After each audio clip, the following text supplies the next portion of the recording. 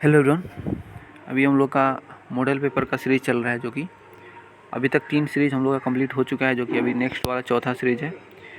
जो लोग भी पिछला सीरीज़ नहीं देखे हैं, प्लीज़ वो लोग पिछले सीरीज़ को गो थ्रू हो जाएं, क्योंकि बाकी 3 सीरीज़ में भी हमने बहुत सारे कंसेप्ट के ऊपर बात किया है, बहुत सारे क्वेश्चन के कंसेप्ट लगाए हैं, तो उसको प्लीज़ आप लोग एक बार देख लीजिएगा। नेक्स्ट हम लोग का जो क्वेश्चन है, introduction of solid food along with breast feeding is called. बोल रहा है कि जो ब्रेस्ट फीडिंग के साथ साथ में जो सॉलिड फूड अगर हम लोग दे रहे हैं उसको क्या बोला जाएगा। यही क्वेश्चंस अभी इसमें पूछा है। देखिए, इसमें ब्रेस्ट फीडिंग तो पहला क्वेश्चन तो ब्रेस्ट फीडिंग से एक ये निकल के आ जाएगा आपको। ये अगर पूछ देता है कि एक्सक्लूसिव ब्रेस्ट फीडिंग कितने दिन तक कराया जाता है। एक्सक्लूसिव ब्रेस्ट फीडिंग जो होता है 6 मंथ के लिए होता है, ठीक है। 6 मंथ के लिए उसके बीच में कुछ भी बेबी को नहीं दिया जाता है। तो एक क्वेश्चन तो यहाँ से आ गया breast feeding. Exclusive breast feeding अगर पूछता है तो 6 मंथ आप लोगों को लगा देना है। नेक्स्ट इस क्वेश्चन में जो पूछा है कि ब्रेस्ट फीडिंग के साथ साथ में अगर कोई भी सॉलिड फूड अगर उसको दिया जाता है उसको क्या बोला जाएगा। तो पहला ऑप्शन में दे रखा है इन्होंने कि क्या उसको शेड्यूल फीडिंग बोलेंगे, तो नहीं, शेड्यूल फीडिंग नहीं बोला जाता। शेड्यूल फीडिंग होता है कि एक प्रॉपर टाइम फ्रेम या टाइम शेड्यूल के हिसाब से मानते हैं उसको 2 to 3 आवर के इंटरवल पर अगर आप बेबी को फीड कर रहे हैं उसको शेड्यूल फीडिंग बोला जाता है। तो ये हम लोग का ऑप्शन नहीं होगा। नेक्स्ट है कम्प्लीमेंट्री फीडिंग, ठीक है। तो कम्प्लीमेंट्री फीडिंग ये हम लोग का ऑप्शन सही है, क्योंकि यहाँ पे और कम्प्लीमेंट करना इन द सेंस कि आप उसके साथ साथ में और कुछ देना, उसी को क्या बोलते हैं, कम्प्लीमेंट करना, यानी कम्प्लीमेंट्री फीडिंग। यानी आप ब्रेस्ट फीडिंग तो दे ही रहे हैं, उसके साथ साथ में और कुछ कम्प्लीमेंट दे रहे हैं, कम्प्लीमेंट्री फीड, उसी को क्या बोलेंगे, कम्प्लीमेंट्री फीडिंग देंगे। कम्प्लीमेंट्री फीडिंग बोला जाता है, जो कि इसका आंसर यही है। नेक्स्ट है एडिशनल फीडिंग। एडिशनल फीडिंग नहीं, एडिशनल फीडिंग इसको प्रॉपर इसका टर्म नहीं है। नेक्स्ट है ऑप्शन कि डिमांड फीडिंग। डिमांड फीडिंग जो होता है कि मानते हैं बेबी क्राई कर रहा है, यानी बेबी उसको भूख लगी है और वो क्राई कर रहा है, रो रहा है, आप वो डिमांड कर रहा है फूड को, तब आप फूड दे रहे हैं, उसको क्या बोला जाता है, तो डिमांड फीडिंग। तो ये इस वाले ऑप्शन में ऐसा कुछ भी क्लू नहीं दिया गया है कि इसका, तो इसीलिए हम लोग ऑप्शन क्या हो जाएगा, एडिशनल फीडिंग जो हो रहा है इसका साथ साथ में जो सॉलिड फूड ब्रेस्ट फीडिंग के साथ में जो दिया जा रहा है उसको क्या बोलते हैं, कॉम्प्लीमेंट्री फीडिंग बोलते हैं, लेकिन ये डिमांड फीडिंग नहीं बोला जाता है। तो इसका आंसर हो गया हम लोग का option number B. Next question है voluntary rejection of unacceptable thought और feeling from conscious awareness is called.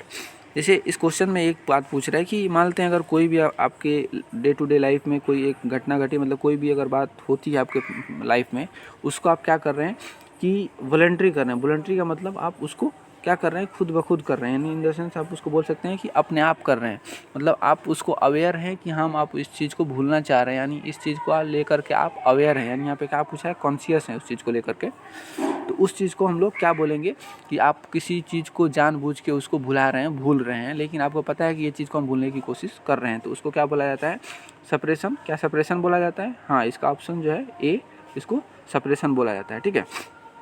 अगर ये क्वेश्चन एक बात ये घुमा देता कि यहाँ पे कॉन्शियस के बोल ना बोल करके अनकॉन्शियस यहाँ पे अगर बोल देता, अनकॉन्शियस अगर बोल देता, यानी कि उस चीज़ को आप भूल रहे हैं लेकिन आपको इस बात का अंदाज़ा नहीं है कि हम उस चीज़ को भूल रहे हैं। सपोज डेट आपके बचपन के टाइम में अगर कोई भी इवेंट हुआ, कोई भी घटना घटी होगी, लेकिन आप उसको अनकॉन्शियसली बिना जाने, मतलब बिना भूले आप उसको भूल चुके हैं। मतलब होता है ना कि आप कॉन्शियस नहीं है उस चीज़ को लेकर के, बचपन की सारी चीज़ें, कोई घटनाएं, सारी चीज़ें याद आपको नहीं है, तो क्या हुआ है, अनकॉन्शियस फॉरगेटफुलनेस हुआ है।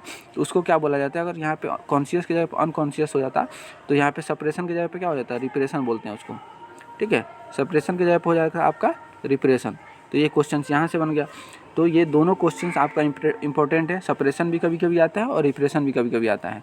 तो बस अगर कॉन्शियस की जहाँ बात होगा, आप उसको जानते हुए भूल रहे हैं, कॉन्शियस हैं उस चीज़ को लेकर के, उसको आपको पता है कि वो चीज़ भूल रहे हैं, तो वहाँ पे सप्रेशन होगा।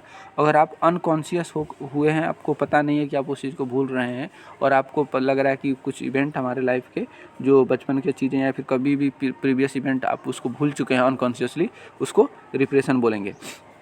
तो ये आपका क्लियर हो गया। नेक्स्ट क्वेश्चन, नेक्स्ट इसका ऑप्शन है सब्स्टिट्यूशन। नहीं, सब्स्टिट्यूशन इसका नहीं होगा। सब्लिमेशन, सब्लिमेशन भी कभी कभी पूछा जाता है कि सब्लिमेशन का क्या मतलब है, कि चैनलाइजिंग होता है, ठीक है।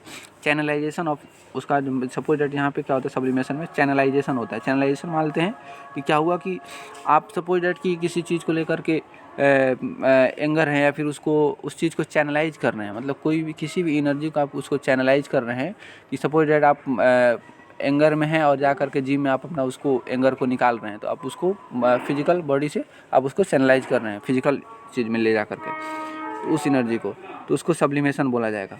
तो ये ऑप्शन हम लोग का ऑप्शन नहीं होगा, हम लोग का ऑप्शन होगा सप्रेशन। सिम्बलाइजेशन भी नहीं होगा।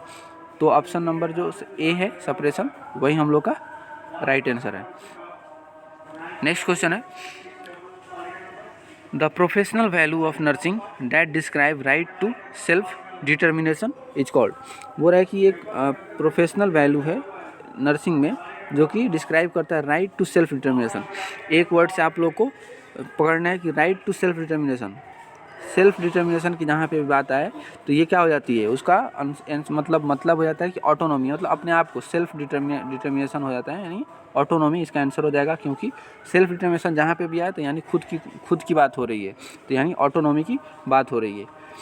नेक्स्ट इसमें ऑप्शन नंबर ए जो है अल्ट्रुइज्म, अल्ट्रुइज्म नहीं होगा। अल्ट्रुइज्म का मतलब क्या होता है कि किसी भी चीज़ को मतलब अपने से ऊपर किसी की खुशी को रखने को क्या बोलते हैं, अल्ट्रुइज्म बोलते हैं, जो कि इसमें ये वाला ऑप्शन नहीं होगा। डिग्निटी, अगर डिग्निटी मेंटेन करते हैं तो ये भी इसका आंसर नहीं है कि यहाँ पे डायरेक्टली क्या बोला है, सेल्फ डिटर्मिनेशन की बात किया है, तो डायरेक्ट हम लोग आंसर के पास पहुँच जाएंगे, ऑटोनॉमी इसका आंसर होगा। इंटीग्रिटी भी इसका आंसर नहीं होगा। नेक्स्ट क्वेश्चन है which of the below is a confirmed indicator of pregnancy. देखिए यहाँ पे एक चीज़ को पकड़ना है, क्या कन्फर्म्ड, यानी आप उसको कन्फर्मडली बोल सकते हैं कि हाँ प्रेगनेंसी ही है। इसके लिए क्या बोल रहा है कि कौन सा इंडिकेटर है जो कि आप बोल पाएंगे कि हाँ जो लेडी है वो प्रेग्नेंट ही है। तो पहला है एमिनोरिया, नहीं, एमिनोरिया क्या है, एक प्रिजम्पटिव साइन बोला जाता है कि प्रोबेबल साइन है, ठीक है, मतलब उसका प्रोबेबिलिटी है कि हाँ हो सकती है, इसको बोल सकते हैं प्रोबेबिलिटी है, यानी प्रोबेबिलिटी है कि मे बी वो प्रेग्नेंट हो भी सकती है, प्रेग्नेंट नहीं भी हो सकती है। क्यों प्रोबेबिलिटी, इसलिए क्योंकि ऐसा कोई ज़रूरी नहीं है कि जो सिर्फ जो प्रेग्नेंट लेडी रहती हैं उन्हीं को सिर्फ एमिनोरिया होता है, मे बी किसी डिजीज़ कंडीशन की वजह से भी एमिनोरिया हो सकता है, इसीलिए हम इसको कन्फर्मेटिव साइन नहीं बोल सकते हैं प्रेगनेंसी का। नेक्स्ट है बीटा एचसीजी इन प्रेगनेंसी। देखिए एचसीजी का लेवल प्रेगनेंसी में बढ़ता है, बट लेकिन ये भी आप कन्फर्मली नहीं बोल सकते हैं। इसका रीज़न ये है क्योंकि बहुत सारा जैसे जेस्टेशनल प्रेगनेंसी में भी एचसीजी का लेवल बहुत ही ज़्यादा बढ़ गया रहता है, लेकिन आप उसको प्रेगनेंसी नहीं बोल सकते हैं। तो इसीलिए जो ये भी एक कन्फर्मेटरी डायग्नोसिस नहीं है, बहुत सारे डिजीज़ कंडीशन में भी एचसीजी का लेवल इंक्रीज हो जाता है। नेक्स्ट है फीटल हार्ट रेट। देखिए जब ऑब्वियस बात है जब बेबी रहेगा तभी उसका फीटल का हार्ट रेट रहेगा, तो ये क्या हो गया, बाकी सारे ऑप्शन में सबसे बेटर ऑप्शन क्या है, सी, जो कि फीटल हार्ट रेट। अगर आप उसको या तो स्टेथोस्कोप से सुनिए या फिर अल्ट्रासाउंड के द्वारा सुनिए उसको, तो वो क्या है सबसे बेटर और सबसे बेस्ट है कि कंफर्म करने के लिए कि हाँ प्रेग्नेंट जो लेडी है वो प्रेग्नेंट है। नेक्स्ट है नोजिया वोमिटिंग। देखिए प्रेगनेंसी में नोजिया वोमिटिंग भी होता है, लेकिन ये कोई कंफर्म साइन नहीं है, क्योंकि बहुत सारे डिजीज़ कंडीशन में नॉर्मली बहुत लोग को भी ऐसे भी, जैसे कि मोशन सिकनेस जो होता है, नोजिया वोमिटिंग नॉर्मल चीज़ है, हमेशा बहुत लोग को होते रहता है, तो इसको हम कन्फर्मेटिव में नहीं डाल सकते हैं, ठीक है। तो हम लोग का ऐसा आंसर हो गया option number C, fetal heart rate. अगर आप सुन पा रहे हैं तो समझिए कि लेडी जो है कन्फर्म्ड है कि प्रेग्नेंट है। नेक्स्ट क्वेश्चन है कि collapse of the alveoli is prevented by. देखिए क्या होता है कि एल्वेओलाई जो है उसको कोलैप्स होने से, जैसे मानते हैं जो एल्वेओलाई वगैरह एल्वेओलाई मानते हैं यहाँ पे, तो इसको कोलैप्स होने से कौन क्या बचाता है, प्रिवेंटेड बाय, यानी किसके द्वारा प्रिवेंट होता है इसको कोलैप्स होने से। तो पहले है सिलिया, नहीं, सिलिया तो मूवमेंट में, किसी चीज़ के मूवमेंट में हेल्प करता है। म्यूकस भी नहीं होगा। सर्फेक्टेंट, जी सर्फेक्टेंट जो है ऑप्शन नंबर सी, सर्फेक्टेंट हम लोग का आंसर होगा। प्लूरल फ्लूइड, नहीं, प्लूरल फ्लूइड नहीं होगा। सर्फेक्टेंट आंसर क्यों होगा कि सर्फेक्टेंट जो आंसर इसलिए होगा क्योंकि उसका जो सरफेस टेंशन जो होता है, जो एल्वेओलाई का जो सरफेस टेंशन होता है उसको क्या कर देता है, डिक्रीज कर देता है। सरफेस टेंशन को क्या करेगा, ये डिक्रीज कर देता है, उसको डिक्रीज कर देता है, ठीक है। तो इसीलिए ये क्या करता है सर्फेक्टेंट, उस सरफेस टेंशन को जब डिक्रीज कर देगा तो उसको जो प्रॉपर एक्सपेंशन, उसका एल्वेओलाई का प्रॉपर एक्सपेंशन होगा और साथ साथ में उसको प्रिवेंट करेगा कोलैप्स होने से, इसीलिए सर्फेक्टेंट जो है हम लोग का आंसर होगा। नेक्स्ट क्वेश्चन है removal of the entire lung is called as. देखिए जो मानते हैं अगर किसी लंग्स में भी कार्सिनोमा हो गया हो या फिर कोई भी अगर ऐसा कुछ कंडीशन हो गया हो कि उसको रिमूव किया जा रहा है, जो भी लंग्स, अगर लंग्स को आप रिमूव कर रहे हैं तो उसकी बात कर रहे हैं, सपोज डैट। तो उसमें क्या बोल रहा है कि उसको क्या बोला जाएगा, लेकिन एक वर्ड यहाँ पे यूज कर दिया है क्या, इंटायर लंग, यानी पूरे लंग्स, यानी पूरे लंग्स को बोल रहा है। तो क्या इसको लोबेक्टोमी बोलेंगे? नहीं। लोबेक्टोमी का मतलब होगा कि सिर्फ अगर एक सिंगल लोब, अगर ये वाला मानते हैं एक सिंगल लोब, या फिर नीचे वाला या फिर ऊपर वाला अगर निकालते हैं तो उसको लोबेक्टोमी बोलेंगे। क्या उसको न्यूमोनेक्टोमी बोलेंगे? जी। इसका जो न्यूमोनेक्टोमी इसका बोला जाता है क्योंकि आप प्रॉपर कंप्लीट अगर लंग्स को रिमूव कर रहे हैं, पूरा इंटायर लंग्स को, तो उसको न्यूमोनेक्टोमी बोला जाता है, ठीक है। नेक्स्ट है, क्या उसको सेगमेंट रिसेक्शन बोला जाता है?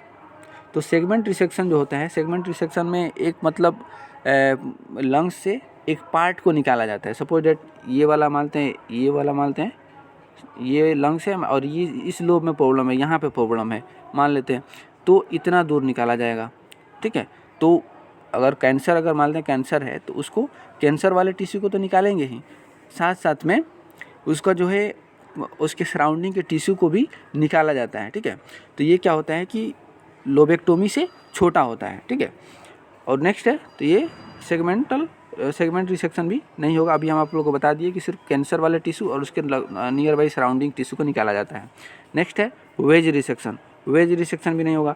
वेज रिसेक्शन भी प्रोसेस जो है सेगमेंटल रिसेक्शन के तरीका ही होता है, बट उसका जो है सेगमेंट जो सेगमेंटल रिसेक्शन में और वेज रिसेक्शन में डिफरेंस इतना ही है कि सेगमेंटल रिसेक्शन होता है जो थोड़ा सा लोबेक्टोमी से छोटा होता है, और जो वेज रिसेक्शन होता है उससे बड़ा होता है। लेकिन जो वेज रिसेक्शन होता है वो सबसे छोटा होता है। मानते हैं ये वाला कैंसर टिश्यू है, तो अगर इसमें मानते हैं सेगमेंटल में इतना दूर निकाले हैं, तो इसमें जो वेज रिसेक्शन में और इससे छोटा दूर में ही निकालेंगे, यानी कैंसर टिश्यू तो निकालेंगे बट लेकिन साथ साथ में बहुत ही कम, जो बहुत नियर बाई सराउंडिंग को ही निकालेंगे। लेकिन जो सेगमेंटल था तो उसमें थोड़ा सा इससे ज़्यादा निकाला जाता है, और लोबेक्टोमी में पूरा ये लोब निकाला जाता है। यही डिफरेंस है तीनों में। तो लेकिन हम लोग का क्वेश्चन क्या पूछा है, इंटायर लंग की बात किया है, यानी पूरे लंग की बात किया है कि पूरा लंग्स आप निकाल दे रहे हैं, तो उसको क्या बोलते हैं, न्यूमोनेक्टोमी बोला जाता है। नेक्स्ट क्वेश्चन है, while at rest how much air is pulled in during inhaling process.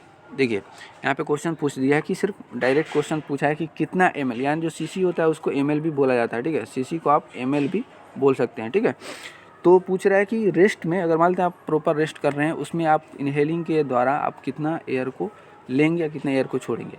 तो क्या 1000 सीसी यानी 1000 ml लिया जाता है या छोड़ा जाता है? नहीं। नेक्स्ट है 1500 सीसी, नहीं। 500 सीसी, जी हाँ। ये सब जो है आपका फैक्चुअल क्वेश्चन है, आपको इसको रटना ही पड़ेगा, इसमें कंसेप्ट काम नहीं करता है। और नेक्स्ट है क्या 800 सीसी, नहीं। इसमें जो इसको क्या बोलते हैं 500 सीसी जो होता है टाइडल वॉल्यूम, इसको बोल सकते हैं, टाइडल वॉल्यूम इसको बोला जाता है। टाइडल वॉल्यूम में क्या होता है कि जो भी आप एयर को ले रहे हैं, मतलब इन एंड आउट का जो मूवमेंट होता है जो रेस्पिरेटरी साइकिल में, उसी को क्या बोलते हैं, टाइडल वॉल्यूम बोलते हैं, जो कि कितना होता है 500 ml होता है। अगर मान लेते हैं, अगर डायरेक्ट ये क्वेश्चन पूछ दे कि यहाँ टाइडल वॉल्यूम कितना ml होता है, तो आपको आंसर करना है 500 सीसी यानी 500 ml, ठीक है। या फिर अगर ये भी पूछ दे कि टाइडल वॉल्यूम किसे बोलते हैं, तो जो भी एयर को आप ले रहे हैं या फिर जो भी एयर को आप छोड़ रहे हैं, उसी को टाइडल वॉल्यूम बोला जाता है, जो रेस्पिरेटरी साइकिल में होते रहता है, इनहेलेशन और एक्सहेलेशन। नेक्स्ट क्वेश्चन है, the most accurate way to determine the need for oxygen in a patient with COPD is by. बोल रहा है कि कौन सा जो एक्यूरेट वे है डिटरमिन करने के लिए कि क्या ऑक्सीजन का नीड है, मतलब किसी पेशेंट में आप कैसे डिटरमिन कीजिएगा मोस्ट एक्यूरेट क्या है, सबसे बढ़िया ऑप्शंस क्या है जिसको आप डिटरमिन कर पाएंगे कि पेशेंट को ऑक्सीजन का नीड है, जो कि COPD का पेशेंट है, ठीक है। ये क्वेश्चन पूछ रहा है। तो क्या उसको ऑब्जर्विंग द स्किन कलर, देखिए साइनोसिस हो रहा होगा तो मे भी उसको ऑक्सीजन की कमी हो रही होगी, ये भी ऑप्शन सही है, बट हम इससे भी अच्छा ऑप्शन देखने की कोशिश करेंगे। कभी भी पहला आंसर नहीं मारा जाता है जब तक आप पूरा चारों क्वेश्चन पढ़ ना लें, क्योंकि बहुत सारे आंसर होते हैं, दोनों आंसर रहेंगे, बट बेस्ट आंसर की तलाश हम लोग करते रहते हैं। नेक्स्ट है noting change in vital science, में भी हो सकता है कि अगर उसका ऑक्सीजन का सैचुरेशन अगर कम हो रहा होगा तो उसका रेस्पिरेटरी रेट उसको कोप अप करने के लिए वो बढ़ जाएगा, हार्ट रेट भी हो सकता है बढ़ जाए, लेकिन ये भी आंसर हो सकता है, लेकिन इससे भी बेटर हम लोग ढूंढेंगे, तो इसलिए इसको हम लोग हटाते जाते हैं। नेक्स्ट है asking how the patient feel, में भी पेशेंट को अगर पूछेंगे तो हो सकता है बोलेगा हमको सांस फूल रहा है या फिर सांस लेने में दिक्कत हो रही है, ये भी बोल सकता है पेशेंट। लेकिन आप यहाँ पे एक क्वेश्चन में एक वर्ड डाल रखा है कि एक्यूरेट मतलब है, इसमें लगभग सभी, ठीक है, लेकिन एक्यूरेट की तरफ जाना है, बेस्ट आंसर की तरफ जाना है। तो नेक्स्ट क्या है कि ब्लड गैस एनालिसिस। जी हाँ, ABG जो होता है इसको बोल सकते हैं ABG, आर्टेरियल ब्लड गैस आप जब लेते हैं तो प्रॉपर एक एक चीज़ का आपका डिटेल्स आ जाता है, उसमें आपको समझ में आ जाएगा कि क्या उसको ऑक्सीजन की नीड है कि नहीं है, जो कि हम लोग का बेस्ट आंसर यही है, ऑप्शन नंबर डी हमारा बेस्ट आंसर है, ठीक है।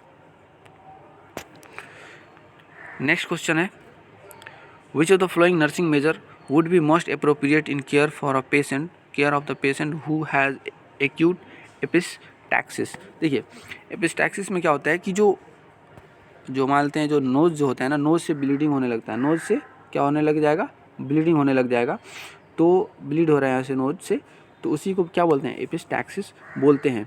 तो यहाँ पे पूछा है कि क्या है कि एक्यूरेट क्या है, which are following nursing measure would be appropriate, सबसे बढ़िया अप्रोप्रिएट मेजर क्या होगा जब भी नोज़ से ब्लीडिंग होगा तो क्या उसको पेशेंट को बोलेंगे कि आप क्या कर दीजिए कि tilt the patient head back, उसको बोलेंगे कि आप जो नोज़ से ब्लीडिंग हो रहा है आगे में, तो आपको क्या कर देना है कि हेड को पीछे में कर देंगे, पीछे की तरफ कर देंगे, नहीं, ये आंसर नहीं है, क्योंकि आप पीछे की तरफ करेंगे तो मे बी उसको एस्पायरेट वगैरह करने की चांसेस रहेगी और प्रॉपर उसका ब्लीडिंग को रोक भी नहीं पाएंगे, क्योंकि प्रॉपर उसको पिंच करना पड़ता है, दबाना पड़ता है।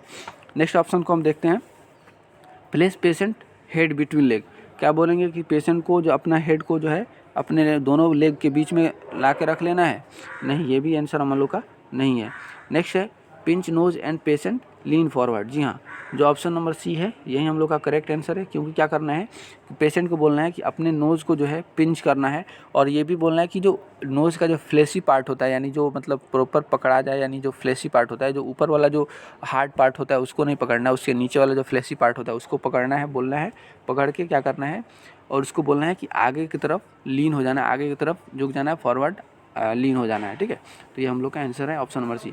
नेक्स्ट है, place warm compress on the patient nasal bridge, क्या उसको क्या कर देंगे कि वार्म कंप्रेस को प्लेस कर देंगे कहाँ पे, नेजल ब्रिज पे, नहीं, कभी भी, क्योंकि ऑलरेडी ब्लीडिंग हो रहा है। अब जब भी वार्म कंप्रेस आप दीजिएगा तो क्या होता है, वार्म कंप्रेस क्या कर देगा, डायलेट कर देगा, वेसल्स को क्या करेगा, डायलेट करेगा। तो ऑब्वियसली जब डायलेट तो हम नहीं कराएंगे, जब डायलेट होगा तो और ब्लीडिंग बढ़ेगी, इसीलिए डायलेट नहीं कराएंगे। तो ये भी नहीं करना है, जो कि हम लोग का करना क्या है कि पिंच कर देना है नोज को और आगे की तरफ पेशेंट को लीन फॉरवर्ड करा देना है। नेक्स्ट क्वेश्चन है, diagnosis of pneumonia is typically achieve by which of the following diagnostic test. देखिए, इन्होंने बोला है कि डायग्नोसिस ऑफ निमोनिया जो है बेस्ट कैसे, मतलब उसको typically achieve by which of the following diagnostic test, pneumonia का आप कैसे प्रॉपर्ली डायग्नोस कर पाएंगे। तो ABG से नहीं, ABG से तो आपका उसका नॉर्मल जो ब्लड आर्टेरियल ब्लड गैस से उसका प्रॉपर क्या क्या सर्कुलेशन हो रहा है और प्रॉपर कितने मात्रा में हो रहा है, वो सब चीज़ें हम लोग को देखने को मिलेगी, जिससे कि निमोनिया का हम लोग डायग्नोस नहीं कर पाएंगे। चेस्ट एक्सरे नहीं, चेस्ट एक्सरे से भी नहीं होगा। चेस्ट एक्सरे क्या बताएगा, सिर्फ उसमें कंसोलिडेशन बताता है। चेस्ट एक्सरे जो होता है कंसोलिडेशन बताता है। कंसोलिडेशन क्या होता है, कंसोलिडेशन मानते हैं अगर निमोनिया में भी फ्लूइड का एकत्रित हो गया होगा या फिर पस एकत्रित हो गया होगा, तो उसमें क्या होता है वही चीज़ को दिखाता है, जो कि जो एयर की जगह पे जो भी अगर चीज़ एकत्रित हुआ है उसके बारे में वो दिखा देगा कि सिर्फ हाँ यहाँ पे एयर नहीं हो करके यहाँ पे दूसरा चीज़ है। तो इससे भी हम लोग कंफर्म नहीं बता पाएंगे। ब्लड कल्चर नहीं, लेकिन इसमें बता क्या पाएगा, तो ऑप्शन नंबर डी जो है स्पूटम कल्चर एंड सेंसिटिविटी अगर हम लोग करेंगे, स्पूटम कल्चर एंड सेंसिटिविटी, इससे क्या होगा कि प्रॉपर उसका जो निमोनिया किस वजह से हुआ है, क्या पॉजिटिव ऑर्गेनिज्म रहा है, वो सारी चीज़ का डिटेल्स इसमें पता चल जाएगा। उसी के अकॉर्डिंग हम लोग क्या होगा, एंटीबायोटिक वगैरह उसी के अकॉर्डिंग हो सकता है चलेगा। इसीलिए ऑप्शन नंबर डी जो है स्पूटम कल्चर एंड सेंसिटिविटी, यही हम लोग का एग्जैक्ट आंसर है।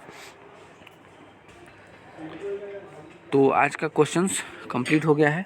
जो भी लोग चैनल पर नए हैं प्लीज़ चैनल को सब्सक्राइब कर लीजिएगा और इस सीरीज़ को कंप्लीट कर लीजिएगा। अभी तक 4 सीरीज हम लोग का कंप्लीट हो गया है, और जब KGMU का कंप्लीट हो जाएगा तो हम लोग का नेक्स्ट टारगेट रहेगा नॉर्सेट 6 को हम लोग टारगेट करके जो मौसवी और सौंदर्य को कंप्लीट करेंगे। Okay, thank you.